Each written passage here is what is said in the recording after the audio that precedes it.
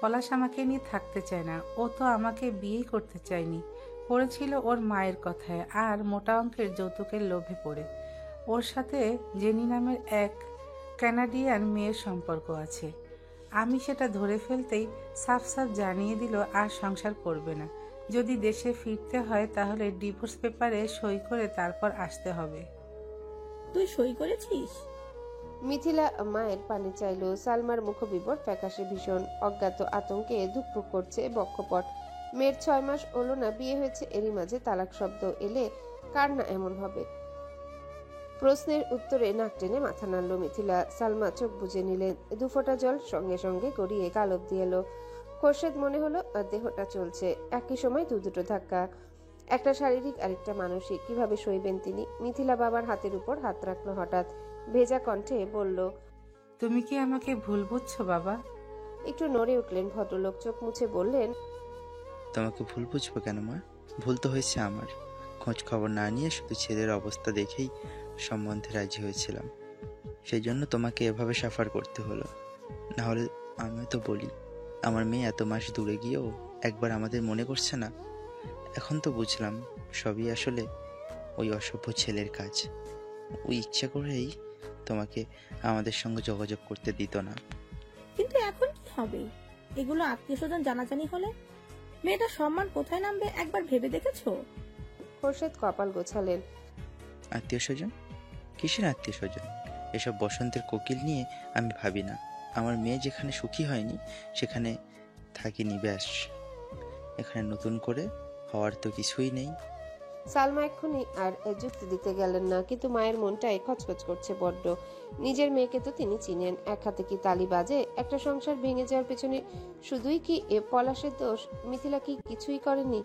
মাকে নিজের দিকে চেয়ে থাকতে দেখে মিথিলা অপ্রতিভ হয়, জিজ্ঞাসা করে নম্র স্বরে, কি দেখছো? সালমা ঘাড় নাড়ালেন, দুপাশে মাথায় হাত বুলিয়ে বললেন, অনেক জার্নি করে এসেছিস, যা একটু বিশ্রাম কর। খিদে পেয়েছে না? মিথিলা কালো মুখে মানা করলো, খাবো না, ভালো লাগছে না। না বললে হয়, আমি ভাত বাড়ছি, যা। মিথিলা উঠে দাঁড়ালো। বড়দের এসব আলোচনায় রাহাতকে রাখা হয়নি। মায়ের এক কথায় শোবার ঘরে চলে গেছে সে। মিথিলা লাগেজ নিয়ে সোজা সেখানেই এলো। কতদিন পর নিজের সেই ঘর, সেই বিছানা। ঘরের ভেতর ঢুকে মিথিলার প্রথমেই মনে পড়লো পুষ্পিতাকে। চোখের পর্দায় ভেসে উঠল সেসব অতীতের ছবি। আহা, কতদূর ছাই করতো মেয়েটাকে, আজও নেই। থাকলে এতক্ষণে আপু আপু করে নিশ্চয়ই কান পচিয়ে দিত। রাহাত ট্যাব দেখেছিল শুয়ে শুয়ে। বোনকে দেখেই উঠে বসলো দ্রুত, কণ্ঠে উদ্বেগ। কিছু লাগবে আপু? মিথিলা মলিন বদনে একটুখানি হাসলো, পাশে বসে বলল, না।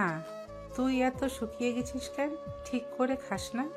কিছুটা অবাক চোখে চাইলো রাহাত। এই তো কয়েক মাস আগে যাওয়ার সময় ওর শাস্তি নিয়ে মিথিলা খোঁচা দিয়েছিল, আর আজ ও বলছে শুকিয়ে গেছে। বোনটা কি ওর সত্যিই পাল্টে গেছে তাহলে? মিথিলাকে এত কাঁদতে রাহাত আজ অব্দি দেখেনি। এত কি ওকে খুব একটা কাঁদতেও দেখা যায় না। কি যে হলো হঠাৎ? বলল, খাই তো, কিন্তু আগের মতো আর খেতে ইচ্ছে করে না। ছোট আপু নেই, আম্মু তো অসুস্থ থাকে, তাই খাইয়ে দিতে বলি না। একা একা যতটুকু পারি ততটুকু খাই। মিথিলা বলল, আচ্ছা, এখন থেকে আমি তোকে খাইয়ে দেবো, কেমন? রাহাতের পাতলা ঠোঁট আলাদা হলো। ভীষণ বিস্ময়ে চোখ বড় বড় করে বলল, তুমি খাইয়ে দেবে? কেন, খাবি না আমার হাতে? হ্যাঁ, খাবো তো। তাহলে এখন একটু বাইরে যা, আমি চেঞ্জ করেই আসছি। বলা মাত্রই চপল পায়ে ছুটে গেল রাহাত। সে পথ দেখে মিথিলার চোখ ভিজে ওঠে। এই জীবনে তার সবচেয়ে বড় ভুল ছিল ভালোবাসার মানুষদের তুচ্ছ ভাবা। কিছু মোহ, কিছু আকর্ষণের পেছনে ছুটতে গিয়ে তাদের সঙ্গ অবহেলা করে যে অন্যায় করেছিল, এবার সব শুধরে নেবে মিথিলা। আর এই তালিকায় সব থেকে ঊর্ধ্বে আছে যাকে মিথিলা চরমভাবে ঠকালো। সেই মানুষটা কেমন আছে এখন? মিথিলা যদি তার কাছে গিয়ে হাত জোর করে ক্ষমা চায়, ক্ষমা পাবে তো? কিছুদিন পরের কথা। তারপর স্রোতের মতো পাল্লা দিয়ে সময় ছুটেছে। রূপে রসে বদলে গেছে গাজীপুর। অন্তিমে ঠেকে থাকা ঋতুর শেষে নতুন করে আগমনের রব তখন মেঘের গায়ে। হাওয়ায় হাওয়ায় অতিথি পাখির গান। বসুন্ধরা শর্ত আড়ম্বরতাপূর্ণতার মাঝেও শহরের বুকের কোনো ছোট্ট ঘরে উন্মাননা হয়ে ঘুরে বেড়াচ্ছে পুষ্পিতা। পদ্ম ফোটা দিঘির মতো আখিজোড়ার তার এক আকাশ অপেক্ষা প্রতিপ্রহর কাটে আনচান আনচান করে। প্রতীক্ষিত নয়ন যুগল উন্মুক্ত হয়ে দেখে যায় তীব্র ফর্সা সুন্দর মুখ, পাশাপাশি বাসা, একই কলেজ, সকাল বিকাল মুখ দর্শনে একটু একটু করে পুষ্পিতার বুকের ঝড় বাড়ছে। তেল পরে নিঃশেষ হয়ে যাওয়া অন্তপেটে কেবল একটাই প্রশ্ন, কবে মনের কথা বলবে সে? এই প্রখর অনুভূতি পূর্ণতা পাবে কবে? যে চিন্তায় পুষ্পিতা দিবানিশি মরিয়া, সেই চিন্তা কি আদৌ ছুতে পারছে তীব্রকে? পারছে না। এক তরুণীর ভেতর ছটফটিয়ে মরা উত্তাল বেসামাল প্রেম ওই পাথর মানবে, বুঝবে না। এক তরুণীর ভেতর ছটফটিয়ে মরা উত্তাল বেসামাল প্রেম ওই পাথর মানব বোঝে না।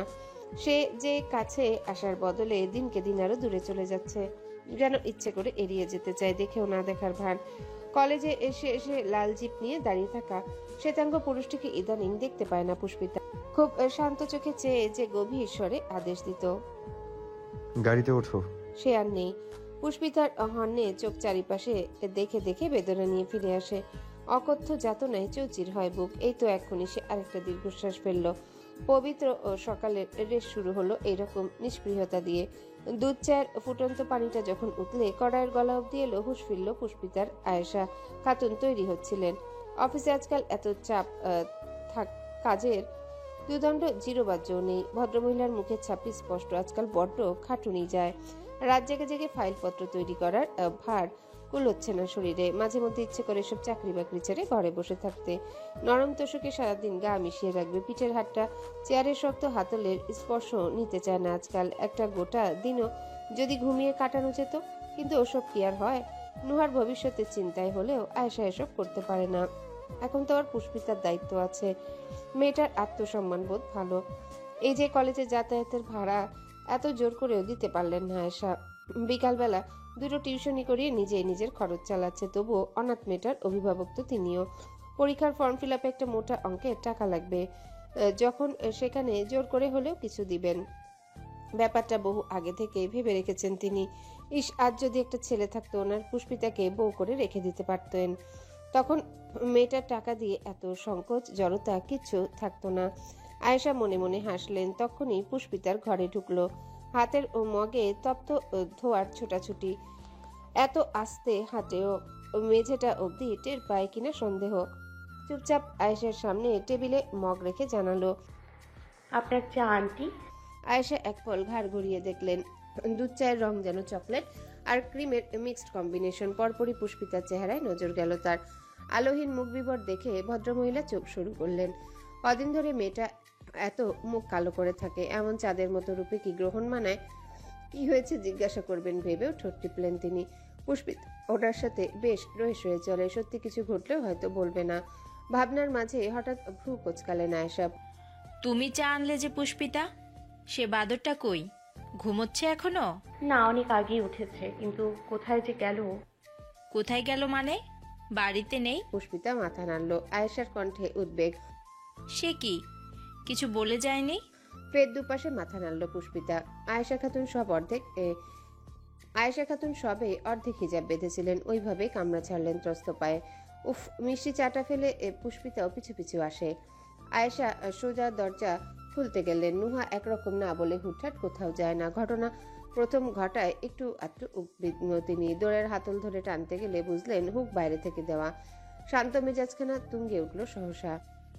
আশ্চর্য মেয়ে তো, দরজা বাইরে থেকে লাগিয়েছে কেন?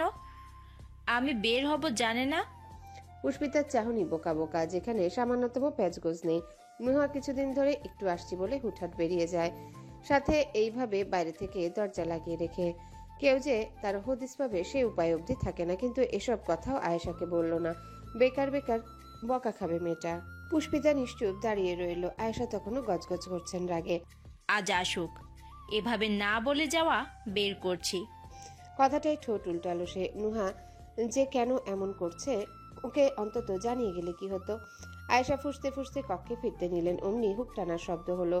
সাথে সাথে দাঁড়িয়ে গেলেন তিনি। নুহা আসছে বুঝতে পেরে চিবুক শক্ত করলেন, তবে হা করারও সময় দেয়নি মেয়েটা। ভেতরে এসে চেঁচিয়ে উঠল। পুষ্পিতা! দুজনেই চমকে গেল খুব। পুষ্পিতা হকচকালো আর নুহা ছুটে এসে চাপড়ে ধরল। তখন প্রকোপ একটুর জন্য উল্টে পড়েনি পেছনে। নুহা গলা ছাড়ল না, সে সমানে চেঁচাচ্ছে, উত্তেজনায় কণ্ঠে ভূমিকম্প। পুষ্পিতা, তুই জিতেছিস, তুই জিতেছিস! আয়েশা তাজ্জব চোখে চেয়ে, কোনো কিছু মাথায় ঢুকছে না, কৌতূহলে শুধালেন। কি জিতেছে? আর তুমি এমন ব্যাঙের মতো লাফাচ্ছ কেন? নুহা পুষ্পিতাকে ছেড়ে সরে এলো। ঠোঁটে তার হাসির খিরিক, উচ্ছ্বাসের সবটুকু লুটিয়ে দিল বাক্যে। আম্মু, আম্মু, আমাদের পুষ্পিতা লটারিতে ফ্ল্যাট জিতেছে। পুষ্পিতা চলকে উঠল বিস্ময়ে, নিস্তব্ধ হয়ে বলল। কি? আয়েশাও সমান বিস্মিত। হ্যাঁ, কি বলছো?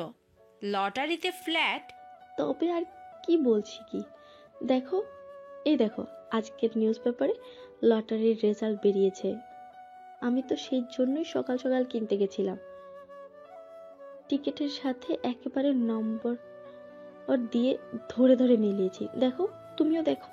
আয়েশা মেয়ের হাত থেকে পত্রিকা টেনে নিলেন। এক হাতে লটারির টিকিট ধরে আঙ্গুল দিয়ে গুনে গুনে ব্যস্ত হলেন মেলাতে। পুষ্পিতা হতবাক বিমূঢ়। তার ভাগ্যে তীব্র আর নুহা ছাড়াও কোনো ভালো গল্প নেই। আছে অপমান, হারানো কিছু অতীত, আর কিছু চোখের পানি। সেখানে ফ্ল্যাট। স্তম্ভিত নড়ে উঠল আয়েশার কথায়। সত্যিই তো, টিকিট তো মিলে গেছে। মাত্র 10 টাকার লটারিতে ফ্ল্যাট, তাও সদরের ওখানটায়। একে কপাল বলবো না রাজকপাল? নুহা রহস্য হেসে বলল। অবশ্যই রাজকপাল আম্মু, না হলে কেউ এভাবে ফ্ল্যাট পায় বলো তো? তারপর পুষ্পিতাকে চোখ নাচিয়ে নাচিয়ে বলল। খুব তো বলেছিলি আমার কপাল ভালো না, আমি এসব পাবো না। এখন হলো তো, লটারি দুজন একসাথে কিনেছিলাম, কিন্তু ঘটলো কি, ফ্ল্যাট তো দূর, আমি একটু সিমেন্টও পেলাম না। পুষ্পিতা নির্বাক শ্রোতার মতো শুনছে। সবটাই তার কাছে স্বপ্নের মতো এখনো। নুহা ময়ূরের মতো লাফিয়ে কাছে চলে এলো, ওর দুবাহু ঝাঁকিয়ে বলল। ওরে গাধি, এখনো বিশ্বাস হচ্ছে না এসব সত্যি? এই যে চিমটি কাটলাম, ব্যথা লাগছে না? এবার তো একটু কথা বল, হাস। তোর জায়গায় অন্য কেউ হলে এতক্ষণে আনন্দে আসমানে উঠে যেত, আর সেখানে তুই মরার মতো তাকিয়ে আছিস। পুষ্পিতা তার চোখে মুখে অবিশ্বাস, কণ্ঠেও তাই। আমি সত্যি ফ্ল্যাট জিতেছি? হ্যাঁ রে বাবা, হ্যাঁ, ফ্ল্যাট নয়, তুই তোর নিজের বাড়ি পেয়েছিস পুষ্পিতা। এই যে সেদিন বলছিলি না তোর একটা বাড়ি চাই, যেটা একমাত্র তোর হবে, আল্লাহ কত তাড়াতাড়ি কবুল করে নিয়েছে দেখলি? নুহার চোখে মুখে তৃপ্তির ঝলক, কিন্তু পুষ্পিতার বিস্ময়টা আচমকাই বদলে গেল কান্নায়। নিম্নষ্ট পিষে ধরল তাতে। কোটেরে স্বচ্ছ জলের পুকুর দেখেই তুরন্ত ওকে জড়িয়ে ধরল নুহা। মাথায় হাত বুলিয়ে ভাবল। তোর সাথে এখন থেকে সব ভালো হবে পুষ্পিতা, কারণ এক স্বর্গদূত নিজে তোর জীবনের সবটুকু খারাপ শুষে নেয়ার দায়িত্ব নিয়েছে। তীব্র সদ্য গোসল সেরে বেরিয়েছে। ওদের এই ফ্ল্যাটে একটাই ওয়াশরুম, সেজন্য সিরিয়াল ধরে বাইরে অপেক্ষায় ছিল নাহিদ। ওকে দেখেই বলল। বের হতে পারলি তাহলে? আমি তো ভাবলাম ঘুমিয়ে পড়েছিস। ওয়াশরুমটা কি আমার বইয়ের কোল যে গেলেই ঘুমিয়ে যাব? নাহিদের থতমত ভাবটা চেহারায় ফুটে উঠল অমনি। পরপরই মাথা নাড়ল দুপাশে। এই গুন্ডার সাথে কথা বাড়ানো বিপদ। ব্যস্ত ভঙ্গিতে বলল। সর দেখি, গোসলটা করে নেই, এত গরম আর দেখা যাচ্ছে না। নাহিদ ভেতরে ঢুকলো দ্রুত। তীব্র চুল মুছতে মুছতে বারান্দায় আসে। মাথায় তার অনেক চিন্তা। নুহা কাজটা ঠিকঠাক করতে পারলো কিনা, যা যা শিখিয়ে দিয়েছে সব বলতে পেরেছে তো? আবারও আফসোস হলো ভীতু মেয়ের চমকে যাওয়া মুখটা যদি দেখতে পারেনি বলে। এর মাঝে মুঠোফোন বাজলো। এটা নাহিদের ফোনের রিংটোন, তাই তীব্র নড়ল না। চেহারায়ও যথেষ্ট অনীহা। যার ফোন সে এসে ধরবেই, ও কেন যাবে? রিং অনেকক্ষণ বাজলো, কেটে গিয়ে পুনরায় কল এলো। তীব্রর ভাবনায় এই এক মস্ত বড় বাধা। শেষে বিরক্ত হয়ে চেঁচালো। এই তোর ফোন বাজছে। নাহিদ ভেতর হতে পাল্টা চেঁচায়। একটু দেখ না কে। তীব্র চসূচক শব্দ করলো, বারান্দা ছেড়ে চলে এলো ঘরে। ফোনে চার্জ বসানো, স্ক্রিনের নাম্বারটা চোখে যেতেই কুচকে বসলো চেহারা মিথিলা। তীব্র মাথাটাই গরম হয়ে গেল। কটমটিয়ে ভাবলো, এই গোল্ড ডিগারটা ফোন করেছে কেন, আবার কি চায়? নাহিদা জিজ্ঞাসা করলো তখন। কে ফোন করেছে? বাড়ি থেকে কেউ? তীব্র চট জলদি উত্তর দিতে পারলো না। মিথিলার সাথে নাহিদের যোগাযোগ নেই কনফার্ম। থাকলেও সবার আগে জানাতো। লুকিয়ে লুকিয়ে কিছু করার ছেলে নাহিদ নয়। তাহলে কি মিথিলায় যেচে যোগাযোগ করতে চাইছে? কিন্তু তীব্র থাকতে তো এসব হতে দেবে না। এই মেয়ের কথা শুনলে গরুটা আবার দুর্বল হয়ে পড়বে। নচ্ছার মেয়ে একেবারেই সুবিধার নয়। সরল নাহিদটাকে চুষে নিয়েছে পুরো। এখন নির্ঘাত নতুন কোনো ফোন দিয়ে এটেছে মাথায়, যেখানেও নাহিদকে দরকার। তীব্র তো বোকা নয়। এই গোল্ড ডিগারের ধারে কাছেও সে আর নাহিদকে যেতে দিবে না। তীব্র খট করে লাইন কাটলো। মিথিলার নম্বরে গোটা গোটা অক্ষরে কিছু মেসেজ টাইপ করা সেন্ড শুরু করলো চটপট। সাথে সাথে চ্যাট লিস্টটা মুছে ফেললো আবার। তারপর নাম্বারটা ফোন বুক থেকে ব্লক লিস্টে উঠালো। সবকিছু ডিলিট করে 4টে 2 ডিজিট তুলে সেটাকে মিথিলা লিখে সেভ করে বড় করে একটা শ্বাস টানলো বুকে। উত্তর পাঠালো নাহিদকে। না, ব্যাংক থেকে। কোন ব্যাগ? তীব্র খ্যাক করে উঠে এত কথা কিসের তোর? যেটা করছিস কর তো। নাহিদ বিড়বিড় করলো। বাপরে, এত রাগের কি হলো? কথা কথায় যেভাবে খেপে উঠিস, এমন করলে বউ টিকবে না। এদিকে খিটখিটে মেজাজে পায়চারি করছে মিথিলা। এই নিয়ে 1000 বার নাহিদের নাম্বারে ডায়াল করেছে সে। তখন একবার কল ঢুকলো, তারপর আর যাচ্ছেই না। ব্লক করেনি তো? ভাবতেই মেয়েটা থমকে দাঁড়ালো। নাহিদ ওকে ব্লক করবে? নাহিদ পৃথিবীতে এও সম্ভব? না না, এমনটা কোনোদিনও হবে না। ছেলেটা ওর প্রতি যে দুর্বল। কিন্তু ব্লক না করলে কল খাচ্ছে না কেন? এতবার তো ব্যস্ত বলার কথা নয়। তখনই টুং করে একটা মেসেজ এলো ফোনে। নাহিদের নম্বর দেখে ঝটপট ইনবক্স খুললো মিথিলা। এই লোভীর বাচ্চা লোভে, আমার জীবনে আগুন লাগিয়ে এখন আবার কল দিচ্ছিস কেন? একটু শান্তিতে আছিস, সহ্য হচ্ছে না? আরেকবার যদি কল দিয়েছিস, বাড়ি গিয়ে তোকে তোর বাপ শুদ্ধ পিটিয়ে আসবো কিন্তু। পুরোটা পড়ে মিথিলার মাথা চক্কর কাটে। বাক রুদ্ধতায় কথা বলতে ভুলে গেল কিছুক্ষণ। জিভটা কেমন ঠকঠক করে কাঁপছে। এই মেসেজ নাহিদ পাঠিয়েছে? এসব কি ভাষা? নাহিদের মুখে এমন কিছু মিথিলা শুনবে কি কল্পনাও করতে পারছে না। ছেলেটার এই কয়দিনে ওর প্রতি এত ঘৃণা জন্মেছে। হতাশ প্রহরিত হৃদয়ে মিথিলার কান্না পেয়ে গেল। মুঠো ফোন দূরে ছুঁড়ে মারল জেদে। দুহাতে মুখ ঢেকে হু হু করে কেঁদে উঠে। তারপর তীব্রর মনে তখন পৈশাচিক খুশি। সানন্দে ফোনটাকে আবার চার্জে গিয়ে বসিয়ে রাখলো। তখনই কলিং বেল বাজে। তীব্রর মনে হলো নুহা এসেছে, হয়তো ওর খচখচে চিত্তে স্বস্তি দিতে কোনো সুসংবাদ নিয়ে।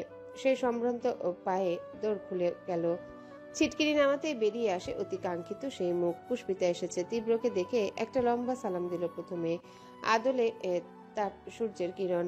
হেসে হেসে বলল, স্যার, মিষ্টি। কাচের গোল বাটিটা বাড়িয়ে দিল সাথে। তীব্র কম্পাল গুটিয়ে শুধালো, কিসের মিষ্টি? আমি গত সপ্তাহে একটা লটারি কিনেছিলাম, সেখান থেকে ফ্ল্যাট জিতেছি। সেই খুশিতে আন্টি মিষ্টি আনিয়েছে। নুহা নিচতলায় দিতে গিয়েছে, আমাকে বলল আপনাদের বাসায় দিতে, তাই এলাম আর কি। পুষ্পিতা ফরফর করে জানালো। ঠেসে টুসে আটকে রাখলো বক্ষপটের উচ্চাটন। তীব্রর কাছে আসলে অন্ত কাপাকাপির এক ফোঁটাও সে দেখাবে না। সত্যি বলতে এখানে মিষ্টি দিতে কেউ বলেনি, ও নিজেই আগ বাড়িয়ে এসেছে। এই অজুহাতে তীব্রর সঙ্গে দুটো কথা বলার আশায়। তীব্র সোজাসুজি নজর পুষ্পিতার হাসির আলোয় আলোকিত আননে। এই তো এই হাসি সে দেখতে চেয়েছিল, সেজন্য যে এত কাঠকর পোহানো। তুষ্টিতে তীব্রর বুকের পাহাড়ে তুষার ধস নামে। প্রসন্ন হয় নুরার প্রতি। মেয়েটা তাহলে সব ঠিক ঠিক করতে পেরেছে। কিন্তু নিজের এত ভালো লাগার একাংশ বুঝতে দিল না তীব্র। অবাক হওয়ার ভান করে বলল, লটারিতে ফ্ল্যাট? বাহ, কোথায় পেয়েছো? ওই সদরের কাজটায়। তীব্র বাটি ধরল না। বুকের সাথে 2 হাত গুজে বলল, ফ্ল্যাট পেয়ে তুমি অনেক খুশি, তাই না? পুষ্পিতা মাথা ঝাঁকালো। মৃদু কণ্ঠে বলল, হ্যাঁ, আমি তো কখনো ভাবিনি আমার ভাগ্য এত ভালোও হতে পারে। লটারিটা নুহাই জোর করে কিনে দিয়েছিল। কিভাবে যে কি হয়ে গেল, সব স্বপ্ন মনে হচ্ছে জানেন। তীব্র আনমনে হাসে। সম্মুখের তরুণীর উদ্দেশ্যে বকের কোষগুলো লাফিয়ে চড়িয়ে বলে, তোমার এই খুশিটাকে আমি সারা জীবন ধরে রাখবো ভিতরে। তার জন্য একটা ফ্ল্যাট নয়, আমার বুকের জমির অব্দি বরাদ্দ রইল। স্যার, মিষ্টিটা। তীব্র চোখ সরায়। বড় বড় রসমালাইগুলো দুধ সাদা ঝোলে টস টস করছে। হুট করে ওর মাথায় একটা দুষ্টু বুদ্ধি এলো। গলা শ্লেষ্মা কাটিয়ে বলল, আচ্ছা, ফ্ল্যাট তো তুমি জিতেছো, তাহলে মিষ্টিও তোমার খাওয়ানো উচিত। সেজন্যই তো এনেছি। আমি এই খাওয়ানোর কথা বলিনি। পুষ্পিতা বলল। তাহলে? তীব্রর কণ্ঠ খাদে। তাহলে কি তুমি বুঝতে পারছো না? তীব্রর চোখ, কথা, সুর আর ইঙ্গিতে পুষ্পিতার বুকখানা ধক করে উঠল। অন্তপার ঘেঁষে উড়ে চলল শত শত জোনাকি। ছোট করে ঢোক গিলে বলে, আমি খাইয়ে দিব। কেন? অসুবিধা আছে? পুষ্পিতার মনের কথা মুখে আনতে পারল না। আপনাকে খাইয়ে দেওয়া সৌভাগ্য তো আমি মরার আগ অব্দি চাই স্যার। আইটায় ভাব করে মাথা নাড়ল শুধু। তীব্র চোখে স্বচ্ছ কৌতুক, নিম্নষ্ট চেপে হাসলো একটু, স্বল্প ঝুঁকে বলল, তাহলে খাইয়ে দাও। সাথে হাঁ করলো। নিখাত চাহনি শহর আর হৃদয় পানে সরাসরি বর্তেছে পুষ্পিতার মরার জোগাড়েতে। কোনো রকমে একটা মিষ্টি তুলে তীব্রর মুখের সামনে ধরলো সে। তীব্র পুরোটা একেবারে খেলো না, একটু একটু করে কামড়ে নিল মুখে। অতটুকু একটা মিষ্টি খেতে ইচ্ছা করে অনেকটা সময় কাটালো। পুষ্পিতা লজ্জায় পাথর তখন। কুণ্ঠিত নয়ন তার মেঝেতে মিশেছে। তীব্র সোজা হলো, অষ্টপুটের ভাজে ভাজে তরল হাসির রেশ। পুষ্পিতা চোরা নয়ন তুলে চাইলো যখন, দৃষ্টিকে ঠেকলো তীব্রর ঠোঁটের কোনায়। মিষ্টির দানা লেগেছে, কোনো রকমে দেখালো এখানে লেগে আছে। তীব্র সঙ্গে সঙ্গে ঝুঁকে গেল আবার। লম্বাটে দেহের সাথে মুখটা নেমে এলো পুষ্পিতার কপালের কাছে, বলল নিঃসংকোচে, মুছে দাও তাহলে। পুষ্পিতার শ্বাসরুদ্ধকর দশা হয়, কিন্তু হুকুম তামিল করতে ভোলেনি। ওনার মাথা তুলে ঠোঁটের চারপাশ মুছিয়ে দিল। একজোড়া চোখ, অভিন্ন কিছু অনুভূতি আর দুজনের তপ্ত শ্বাসের টক্করে সেই মুহূর্তটা মোহময় হয়ে ওঠে। পুষ্পিতা মনের খেয়ে হারায়। তীব্রর দিকে ঠিকরে রাখে প্রণয়ের নজরে সবটুকু। সে পুরুষ কি টের পেল তা? আচমকা এক ভয়ানক কাণ্ড ঘটালো তীব্র। খপ করে পুষ্পিতার হাত ধরে ফেললো। চমকে উঠল মেয়েটা। প্রেমিকার নয়ন তারায় কিছু একটা শঙ্কায় মেঘ হই পালা তুলল। তীব্র হাতটা শক্ত করে ধরেছে, ব্যথা দিতে নয় আগলে রাখতে। কেমন কণ্ঠে বলল, পুষ্পিতা, তোমার নামটা এত সুন্দর হওয়ার পরেও আমি তোমাকে কি বলে ডাকি জানো? পুষ্পিতা প্রশ্নের সাথে তীব্র ছুরিকাঘাত দৃষ্টির সন্ধান পেল না। শুধালো কাপা কণ্ঠে, কি নামে?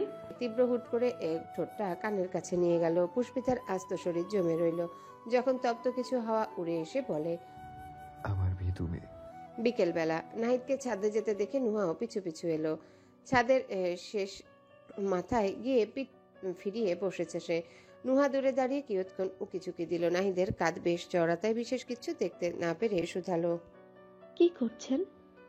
নাহিদ পেছনে ফিরে চায়, ওকে দেখেই হাসি টানে ঠোঁটে। ও আপনি? এই তো গাছ লাগাচ্ছি, পরিবেশ বাঁচাচ্ছি। নুহা হেসে ফেলল, এগিয়ে এলো চপল পায়ে। বিশাল রঙের কৌটা কেটে তার ভিতর মাটি দিচ্ছে নাহিদ। পাশেই রাখা ছোট ছোট গোলাপের চারা। নুহা নাহিদের কাছেই বসলো। ছেলেটা মনোযোগ দিয়ে কৌটাতে মাটি বসাচ্ছে। ফর্সা কপাল ছুঁয়ে টপ টপ করছে ঘামের রেখা। নেভি ব্লু শার্টটা পিঠের কাছে ভিজে চুপচুপে, শরীরে কোনো পারফিউমের গন্ধ নেই। ঘরমাক্ত ব্যস্ত এক যুবক, অথচ নুহা আবিষ্কার করে ফেললো এই ছেলেটার প্রেমে একটু নয়। তার থুবড়ে পড়ার রেশ ভীষণ রকমের গাঢ়, কিন্তু ওনার মধ্যে তো আর ছিটে ফোটাও নেই। এই যে নুহাস পাশে বসেছে, অথচ দেখো তার সব নিবেশন ওই ফুলের চারায়। নুহার প্রথমবার আফসোস হলো, কেন এই মুহূর্তে সে ফুলের চারা হয়ে জন্মায়নি। তাহলে নাহিদের মনোযোগ সবটুকুই এখন ওর উপর থাকতো না। নিজের বোকা বোকা ভাবনায় নুহার নিজেরই হাসি পেল। হাসলো ফিক করে। নাহিদ অমনি ফিরল ওর দিকে, শুধালো ভ্রু কুচকে, কিছু হয়েছে? মেয়েটা সতর্ক করে হাসি থামায়। দুপাশে মাথা নেড়ে বলে, কই না তো। হাসলেন কেন? প্রশ্নটা শোনার আগে কথা ঘোরাতে বলল, একা একা গাছ লাগাচ্ছেন? আমি হেল্প করি মিস্টার নাহিদ। অবশ্যই, কেন নয়। তবে প্লিজ আপনি নাহিদ ডাকবেন না আমাকে। ও মা, তাহলে কি ডাকবো? কেন? এতদিন যে যে বিশেষণে ডেকে এসেছেন, আসলে প্রথম থেকে আপনার মুখে ওই নাম শুনতে শুনতে আমার এখন নিজের আসল নাম শুনতে ইচ্ছে করছে না। Will you please call me mister Darcy? Nuha জোরে হেসে উঠল আবার। আকাশে বাতাসে মিশে গেল তরুণীর হাস্যরসের ছন্দগুলো। ভালো লাগায় নাহিদের মন জুড়িয়ে দিল সাথে। এই তো মেয়েটা কি চমৎকার করে হাসে। আর সেদিন ওর উপর রাগ করে কেমন গোমরা মুখে ছিল না। এই চেহারা হতে হাসিটা নাহিদ নিজের জন্য সরতে দেবে না। জোর করে হলেও ধরে বেঁধে থাকবে, কিন্তু জোর করবে কিভাবে? ও তো তীব্রর মতো ঠাটবাট নেই। নুহা নাহিদের বিস্তর ভাবনার হদিস জানে না। সে প্রফুল্ল চিত্তে কাজ করতে এলো। স্নিগ্ধ কোমল হস্তযুগল নিমিষেই ডুবিয়ে দিল কাদামাটির স্তূপে। নাহিদ যখন এসবে ব্যস্ত হয়ে পড়ে, নুহার মনের ব্যস্ততা তখন ভিন্ন কিছু নিয়ে। শান্ত প্রকৃতিতে সে আচমকাই প্রশ্ন ছুড়ল, আপনি মিথিলাপুকে অনেক ভালোবাসেন তাই না? নাহিদের হাত দুটো থেমে যায়। তেমনই বদলে গেল চিবুক। কেমন থমকে থেকে বলল, হঠাৎ এই কথা? শুনতে ইচ্ছে করছে। ওই দিন যে বললেন আমরা বন্ধু, আরো কত কি। তা বন্ধু মনে করে কথাটা শুনতে চাইতে পারি না? পারবেন না কেন? নিশ্চয়ই পারবেন। পারবেন না কেন? নিশ্চয়ই পারবেন। তবে সে এখন অন্যের বউ, তাই এইসব ভালোবাসাবাসির প্রসঙ্গ না টানেই ভালো। আমার প্রশ্নের জবাব এটা নয়, এখনো ভালোবাসেন কিনা শুধু এতটুকু বলেন। নাহিদ ফোঁস করে শ্বাস ছাড়ল। তার বিষণ্ণ চেহারায় নূরের কাতর নজর যেন একটা উত্তরের পৃষ্ঠে অপেক্ষা করছে অনেক কিছু। ও বলল, প্রথম ভালোবাসা কখনো ভোলা যায় না নুহা। আমি তো সত্যি ওকে ভালোবেসেছি, মন বিনিময় করেছি। আমার দিক থেকে আমি সৎ ছিলাম। এত তাড়াতাড়ি কি সেই সততা মুছে ফেলা যায়? নুহার মুখে আধার ঘনিয়ে এলো। নাহিদ যে আকারে ইঙ্গিতে হ্যাঁ বোঝালো তাকে, এই ধ্রুব সত্যিটা কেন যেন একটুও মেনে নিতে পারল না। খান খান হওয়া বুকের দুই ধারে চিহ্ন সে আদলে ফুটতে দেয়নি। তাও ভীষণ সহজ কণ্ঠে বলল, তাও অবশ্য ঠিক, কিন্তু আপু হয়তো নিজের সংসার নিয়েই সুখে আছে। তাহলে আপনি কেন নিজের জীবন নিয়ে কিছু ভাবছেন না কেন? নাহিদ একটু চুপ থেকে বলল, কি ভাববো? যেমন চলছে চলুক না। নাহিদ জিভে ঠোঁট চুবিয়ে শুধালো, নতুন করে কাউকে ভালোবাসার ইচ্ছে নেই? নাহিদ হেসে ফেলল, জানি ভারী মজার কিছু শুনেছে। আমাকে কে ভালোবাসবে? আপনি বলেন আমি ঢ্যাঁড়স, বন্ধুরা ডাকে গোড়ো, বাড়িতে বাবা ডাকেন ব্যাককল। এমন ছেলেকে কেউ জেনে বুঝে জীবনে জড়ায় বলুন তো? দেখলেন না মিথিলা কি করলো? এরপরও আবার ভালোবাসতে যাব, আবার ছ্যাঁকা খাবো। প্রতিবার আমার বাঁকা শির দ্বারা সোজা করতে তো আমার বন্ধুরা আসবে না। নুহা শক্ত চিবুকে ভাবল, ব্যাককল তো তুই বটে, নাহলে পাশে বসে থাকা একটা মেয়ে তোর প্রেমে হাবুডুবু খাচ্ছে, আর তুই বলছিস আমাকে কে ভালোবাসবে? মুখে বলল। আপনি মন থেকে চেয়ে দেখুন না, কেউ না কেউ ঠিক আসবে। নাহিদের কথায় অনীহা। আমার আসলে ইচ্ছে নেই বুঝলেন, তবে ভাগ্যে কি আছে তা তো আর জানি না। বাড়িতে এখনই সবাই বিয়ে বিয়ে করছে, ওদের চাপে বিয়ে করলেও এত তাড়াতাড়ি আমি কাউকে ভালোবাসতে পারবো না। এক মিথিলাকে ভালোবেসেই এমন কুল হারিয়ে ফেললাম। নতুন করে ঢেউয়ের খোঁজ করার সাহস নেই আমার। নুহার কেমন কান্না পেয়ে যাচ্ছে। ভেতরে সেই শক্তপোক্ত বুনিয়াদ আজ টলছে হাওয়ায়। খুব প্রয়াসে স্বাভাবিক থেকেই বলল, মানুষের মন কখনো ঢেউয়ের মতো হয় না, মানুষের মন হয় গাছের মতো। একটা গাছ ততক্ষণ মরে না যতক্ষণ আমরা ভালোবেসে আগলে রাখি। এই গোলাপের চারাগুলোকে দেখুন না, ওদের যদি আপনার মন ধরা হয়, তাহলে এই যে আজকে আপনি কিছু সার, কিছু জল আর কিছু মাটির সাথে নিখুঁত মনোযোগ দিয়ে ওদেরকে টবে লাগাচ্ছেন, এতেই কিন্তু সারা জীবন বেঁচে থাকবে না। আজ থেকে প্রতিটা দিন একটু একটু করে আপনার ওদেরকে যত্ন করতে হবে। অল্প অল্প করে ওরা বড় হবে, তখন একটা শক্ত খুঁটি কাটতে হবে ওদের ধরে রাখতে। একটা সময় আপনার সেসব যত্নের প্রতিদান হিসেবে ফুল ফুটবে গাছে, সতেজ পাতা বলবে, দেখো তোমার চারপাশটা সুগন্ধে মাতাল করে দিয়েছে আমার অংশ। আমাদের মনও ঠিক এরকম, একে অন্যের দ্বারস্থে ফেলে রাখতে নেই। এর দায়িত্ব আমাদের, শুধুই আমাদের। মন বড্ড নাজুক, আপনি হাতের মুঠোয় নিয়ে ওকে শাসন করতে পারবেন না, কিংবা যা বুঝাবেন ও তাই বুঝবে না। ওকে আকাশে মুক্ত পাখিদের মতো উড়তে দিতে হবে। ও উড়বে, যতক্ষণ ইচ্ছে উড়বে। আপনি শুধু দূর থেকে একটু যত্ন আর একটু ভালোবাসা দিয়ে আগলে রাখবেন, ব্যাস। ও একদিন ফুলের মতো বিশেষ কিছু উপহার দিবে আপনাকে। কিন্তু তা না করে আপনি ওকে ভাগ্যের উপর ছেড়ে রাখলে কি চলবে বলুন তো? নাহিদ সব কথা মন্ত্রমুগ্ধের ন্যায় শুনল, অবাক হয়ে বলল, আপনি জীবনকে এত সুন্দর করে ভাবেন নুহা, কই আগে কখনো এভাবে বলেননি তো। নুহা মুচকি হেসে বলল, আগে আমিও ভাবিনি, আপনার মতোই নিজের মনকে অবহেলায় ফেলে রেখেছিলাম। এই তো কিছুদিন ধরে আমি ওকে খুব যত্ন করছি জানেন, আর তার বিনিময়েও কিন্তু আমাকে খুব দামি একটা জিনিস দিয়েছে। কি সেটা? নাহিদের প্রশ্নে আগ্রহ। নুহা ঠোঁট টিপল। সেই দামি জিনিস যে স্বয়ং আপনি, তার বলতে পারল না, প্রসঙ্গ কাটালো। আমার কথাগুলো শুনে আপনি কিছু অনুভব করলেন? আপনার কি করা উচিত সে নিয়ে? নাহিদ নিষ্পাপের ন্যায় বলল, কি করব আপনি বলে দিন না। নুহা হাসলো। আমি কেন বলবো? আমি তো শুধু আপনাকে পথ দেখালাম।